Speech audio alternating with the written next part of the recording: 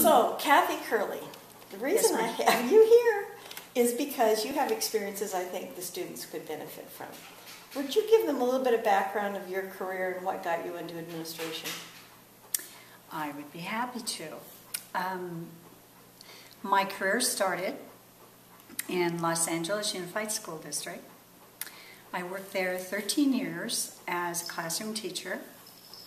In addition, I had the opportunity to serve in capacities as the math coordinator, the reading coordinator, the ELD coordinator, and I actually was trained to become a bilingual teacher. So 12 of those 13 years I taught as a bilingual teacher.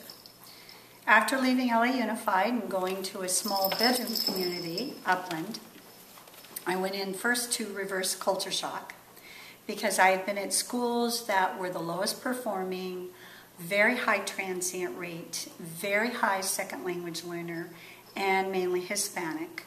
Now I moved to a bedroom community with maybe 40% Spanish speaking.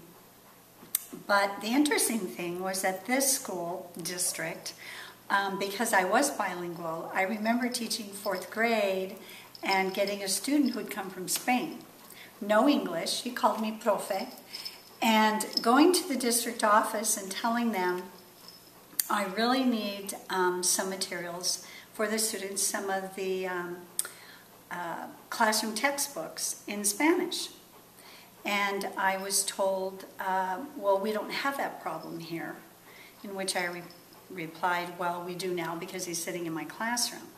And so it was quite interesting to go from one district that was really geared to working with second language students to one that had no clue of what to do.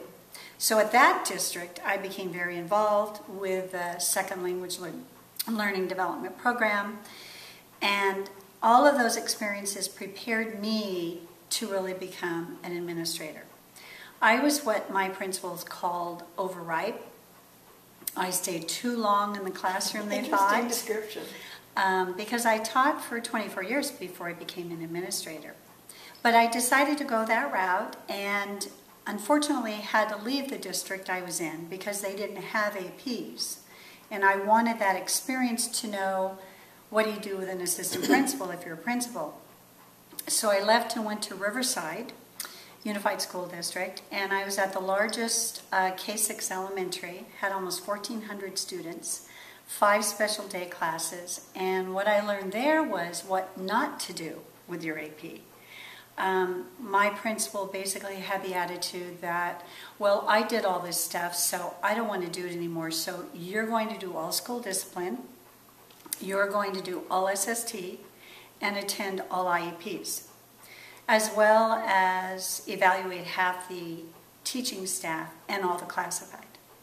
So for 2 years, I just about worked myself to death, but I learned so much, and I really became, that was the place I became a master of learning special education, which I did not have a background in. So that was huge.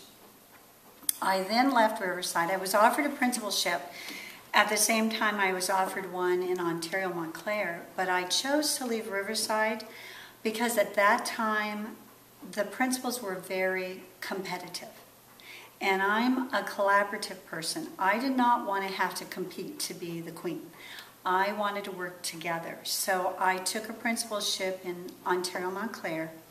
Little did I know I would be placed at the lowest performing school, not only in the district, but the second lowest in San Bernardino County.